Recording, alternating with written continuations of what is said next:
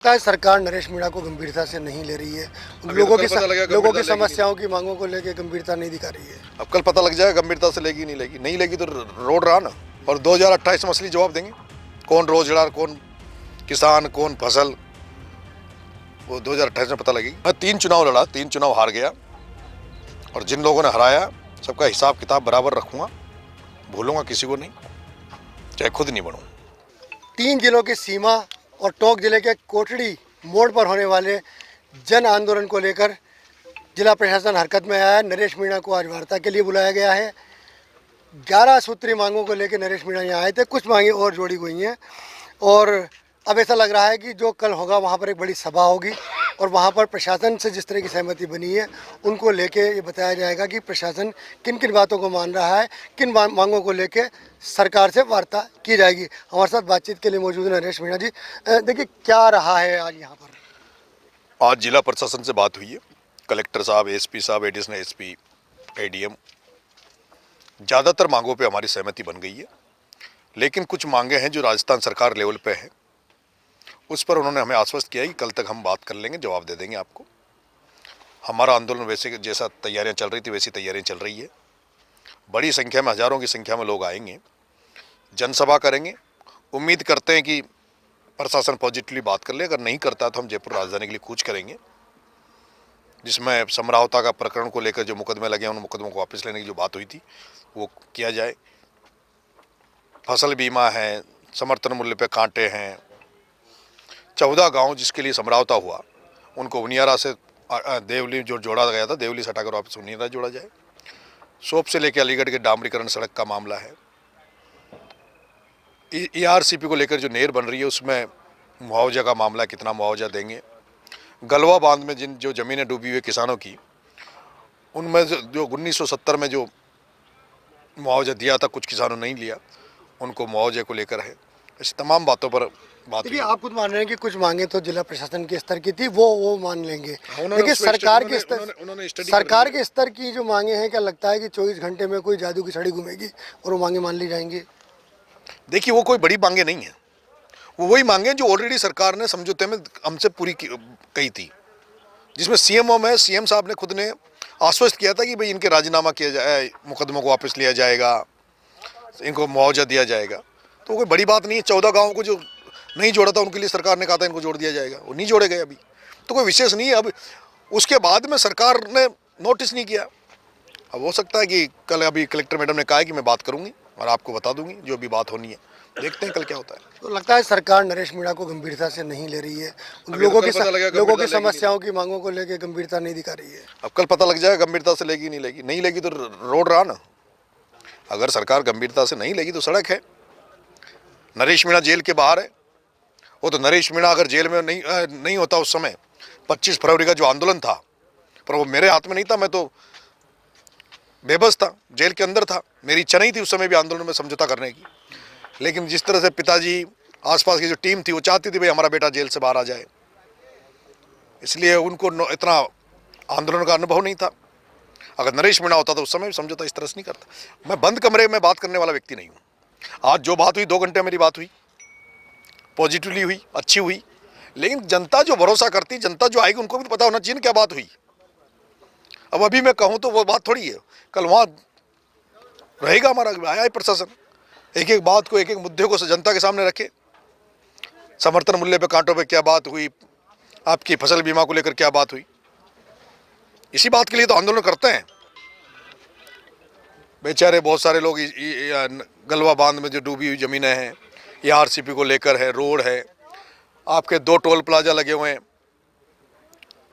उन दोनों टोल प्लाजाओं के आसपास के गाँवों को, लोगों को बार बार निकलते हैं, बार बार परेशान किया जाता है, उनको छूट दी जाए। इन तमाम मुद्दों पर कल आंदोलन है। कुछ नेता लगातार आपकी उपस्थिति से या आपकी सक्रियता से बढ़ती हुई जो आपके पीछे लोगों की भीड़ है उसको लोगों देखे कहीं ना कहीं वो परेशान नजर आ रहे हैं। अभी उनको परेशान होने की जरूरत नहीं है, उनको भी जनता के लिए काम करना चाहिए, जनता के लिए संघर्ष करना चाहिए, जनता के मुद्दों को उठाना चाहिए।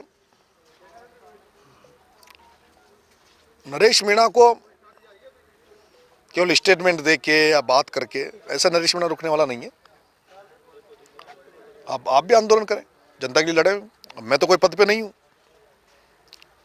हाँ, ये जरूर है कि मैं अभी 60,000 वोट दिए, कांग्रेस की जमानत जब्त हुई है देवली उनियारा में, तो मेरा फर्ज बनता है कि मैं विपक्ष की भूमिका मैं ही निभाऊं देवली उनियारा में। तो और अभी मुझे अब समय मिला है, आपने देखा होगा 2 साल से तो किस तरह से उनियारा के चुनाव के बाद 8 महीने जेल रहा, झालावाड़ जेल रहा, बीच में अंता चुनाव हो लिया।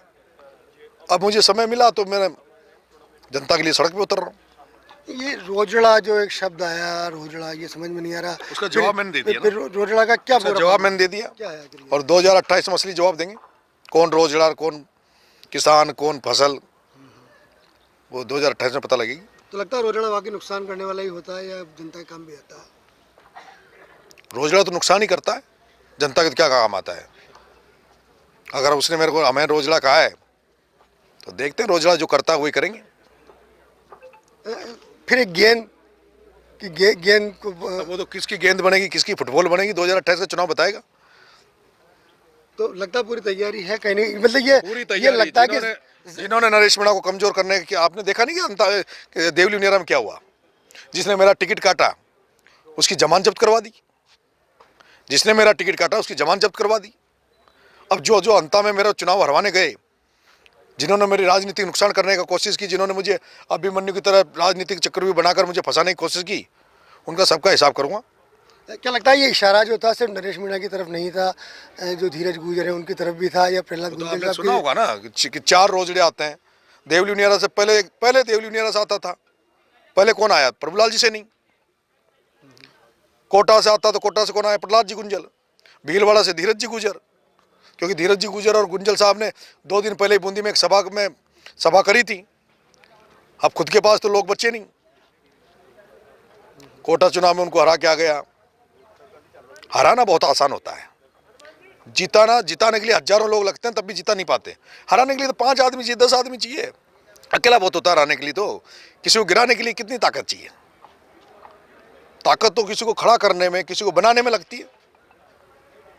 लेकिन नरेश मीणा जी तो खुद ये कहते रहे कि वो उनको नतीजा देंगे, उनको सबक सिखाएंगे।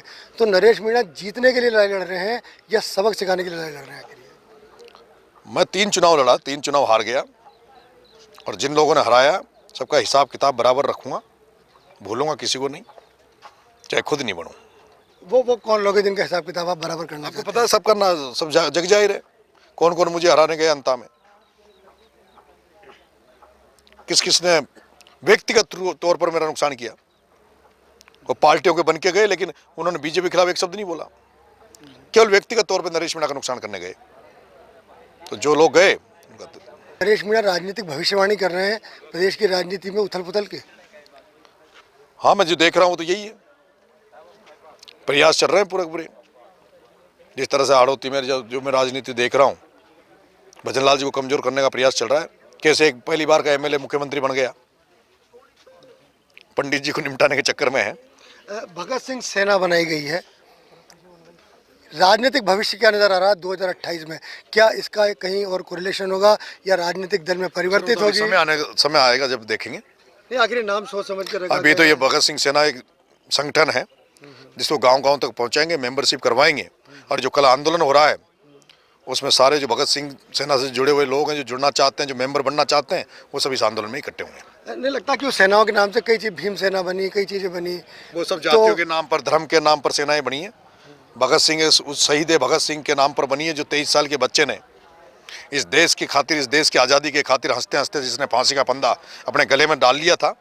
इसमें भी उन्हीं लोगों को जोड़ेंगे, उन्हीं लोगों को मेंबर बनाएंगे जो जनता के हितों के लिए काम करे, जनता के लिए काम करे, किसानों के लिए काम करे, नौजवानों के लिए काम करे। उन तमाम लोगों को भगत सिंह सेना से जोड़ेंगे ताकि वो ढाणी से लेके, गाँव से लेके, स्टेट से लेकर देश के लेवल पर जितनी समस्या है उनके लिए लड़ाई लड़े।